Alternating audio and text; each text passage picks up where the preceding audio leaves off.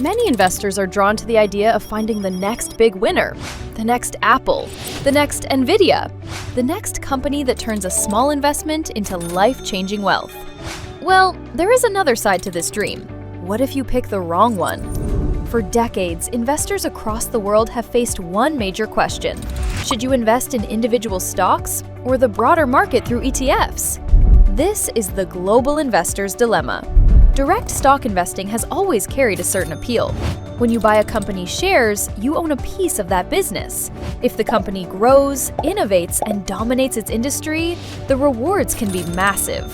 Some of the most significant historical returns have come from individual stocks. Early investors in companies like Apple, Amazon, Microsoft, and Nvidia saw extraordinary returns as these businesses transformed entire industries. Direct stocks also give investors more control.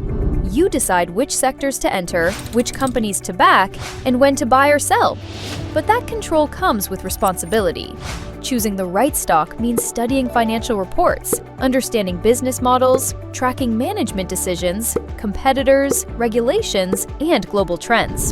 And even after all that research, things can go wrong. A promising company can miss earnings. Technology can change. A market leader can lose its position. This is where ETFs, exchange-traded funds, come into the picture.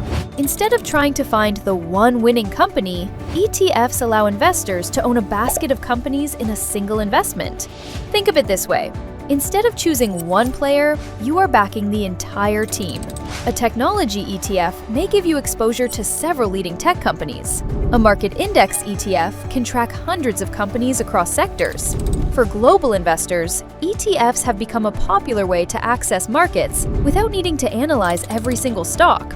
They offer diversification, lower costs, and reduce the risk of one bad company hurting your entire portfolio. This is why trillions of dollars globally are now invested through ETFs. But ETFs are not perfect either. Because they track a group of companies, the returns are averaged. A single winning stock can outperform an ETF by a huge margin. If you had picked some of the biggest winners early, direct stocks may have created far more wealth. So, the debate is not really about which option is better, it is about what kind of investor you are. If you have the time, knowledge, and patience to study businesses, direct stocks offer the potential for differentiated returns alongside higher risk. ETFs may offer broader exposure and diversification with a more hands-off approach.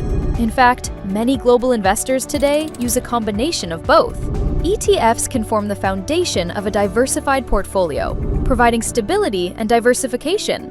Direct stocks are added where they have strong conviction. The investing world has changed. Markets move faster, information travels instantly, and opportunities are no longer limited by geography. Whether you choose ETFs or direct stocks, the goal remains the same: building long-term wealth. Because successful investing is not just about picking the biggest winner, it is about choosing a strategy you understand, trust, and can stick with through every market cycle. Whether stocks or ETFs, access both across 9 global exchanges with dealing. Invest beyond the obvious.